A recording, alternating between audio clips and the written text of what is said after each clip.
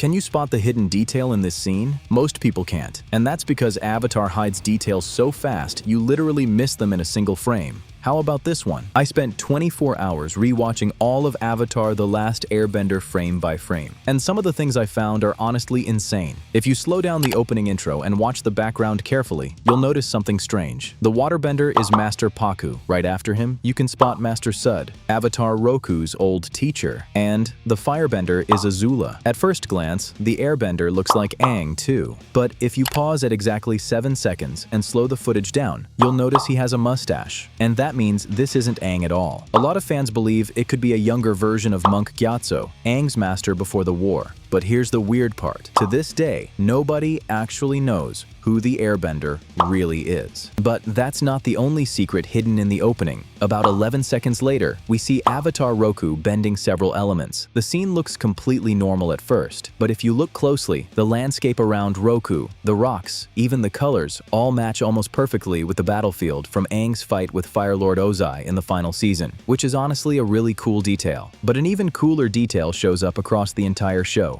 Every season opening actually begins on a sea vessel. Season 1 starts with Sokka and Katara on a boat, and the same thing happens in seasons 2 and 3. It's a small detail, but it's a really cool bit of visual consistency from the animators. Speaking of small details from the animators, there's another one most people never notice. Every episode title appears right after the opening, but what's interesting is that almost every title card uses a different piece of music to match the tone of that specific episode, and that's already a cool touch on its own. But here's the crazy part. The very first episode of Season 1 is the only episode in the entire series to use the show's main theme song. While rewatching Sozin's Comet, I noticed a Temu version of Ryu from Street Fighter. Dark hair, white robes, everything about him screams Ryu, but I think he needs some fighting lessons, because June absolutely destroys him. While rewatching the series, I noticed this oddly familiar looking character, and it turns out I was right. His name is Minister Chin, and he actually appears in all 3 seasons of the show. His first appearance happens in Season 1, when he makes a deal with the Mechanist for high-tech weapons. Then in Season 2, he returns in the episode The Drill, where he commands the massive drill until it's destroyed. And later on, he shows up one more time as the official Sokka interrogates to find Fire Lord Ozai's personal bunker. But he's not the only minor character who appears throughout multiple seasons. Ying and Than show up several times as well. Their first appearance happens in Season 2's episode, Zuko Alone. When Zuko is wandering hungry, he comes across the couple and nearly steals their food, until he notices Ying is pregnant and walks away. But that's not the last time they appear. Later that season, after their village is invaded, Ying and Than flee toward Ba Sing Se and briefly travel alongside Team Avatar. And during that journey, Ying eventually goes into labor and gives birth to their daughter, Hope. Although these secrets were really hard to find, this was only the first level, because next, we're moving into even crazier hidden details that will genuinely blow your mind. Starting with this really cool detail from episode 3 of Season 1. When Iroh protects Zuko from General Zhao, you can actually spot him using an earthbending stance, and that's important, because throughout the series, Iroh constantly takes inspiration from the other bending styles. His lightning redirection technique, for example, was directly inspired by the Water Tribe's movements. I noticed a really impressive detail after Azula strikes Aang with lightning in Season 2. As Aang falls from the sky, you can actually spot a burn mark beneath his feet. And there's a reason for that. When lightning travels through the body, it looks for the fastest path to the ground, which is usually through the feet. But the craziest part is that the scar remains visible in scenes afterward. The animators actually made sure the injury stayed consistent throughout the series. But another impressive detail can be seen in the way Aang fights. If you watch closely, he constantly circles around his opponents while attacking and dodging. And that's not random. The movement is actually inspired by Bagua, the martial art that airbending was based on. Its circle walking technique is where Aang's fighting style comes from, which honestly makes the choreography even more impressive. During one of Aang's flashback scenes, I noticed several unusual toys hidden in the background, and if you slow the scene down for a second, you'll realize they actually represent all 4 nations. There's a clay turtle for the Water Tribe, a propeller for the Air Nomads, a wooden hog monkey for the Earth Kingdom, and a hand drum for the Fire Nation. These are known as Avatar relics, traditional Air Nomad toys used to identify the next Avatar through their connection to the elements.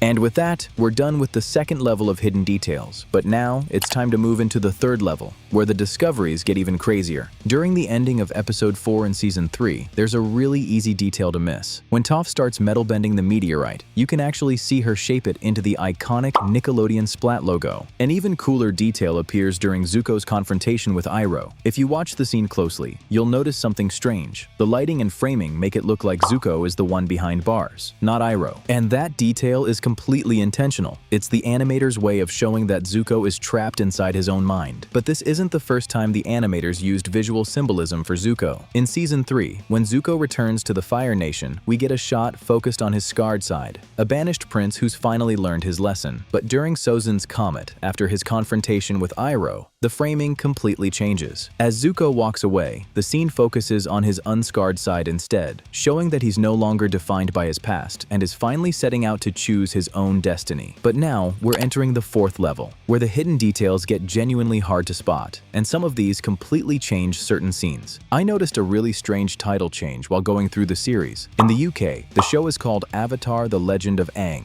instead of Avatar: The Last Airbender, and the reason for the change is actually pretty surprising. According to Zuko's English voice actor Dante Basco, the word bender is British slang for a homosexual man, so to avoid offending audiences in the UK, the title was changed completely.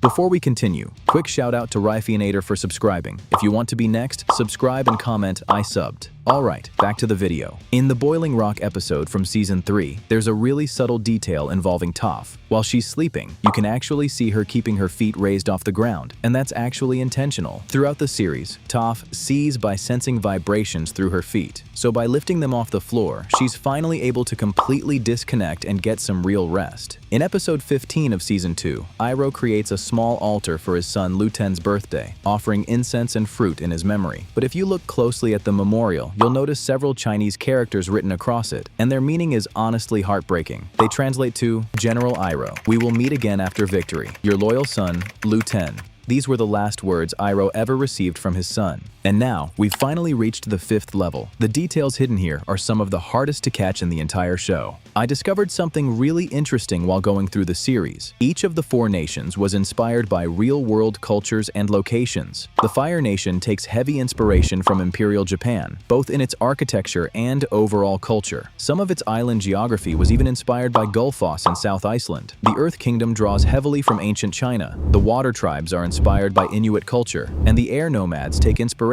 from Tibetan monks. During the dragon dance scene in season 3, when Aang and Zuko meet the firebending masters, there's a really easy detail to miss. If you watch closely, you'll notice Zuko is judged by the blue dragon, the one connected to Fire Lord Sozin, his great-grandfather. Meanwhile, Aang is judged by the red dragon, the one tied to Avatar Roku. But that's not the only hidden detail in the scene. A few seconds later, after learning firebending, Zuko briefly shifts into an airbending stance and movement style. At the exact same time, Aang is shown using firebending movements instead. In season 3, we finally get to see a lion turtle appear for the first time. But what most people missed is that they were actually hinted at much earlier in the series. The first appearance happens in the unaired pilot opening, where Aang uses his air scooter in front of a lion turtle statue. And the second appears in the season 2 episode, The Library, where a painting of a lion turtle can briefly be seen, meaning the animators were foreshadowing them long before they officially appeared in the story. If you thought these details were hidden, wait until you see the secrets in this video. Some of them completely change the way you see Avatar: The Last Airbender.